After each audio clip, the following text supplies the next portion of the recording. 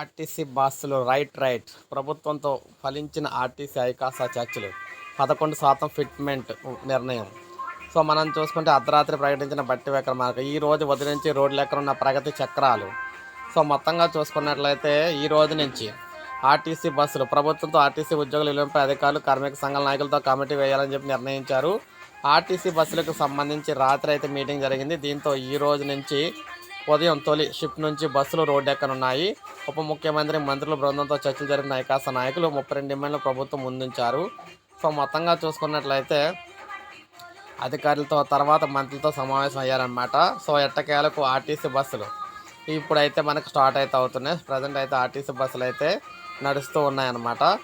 రాష్ట్ర ప్రభుత్వానికి సంబంధించి మొత్తం ఎవరైతే ఈ ఇబ్బంది పడుతున్నారో కార్మికులకు సంబంధించి అన్ని విధాలుగా చేస్తామని చెప్పారు వారు.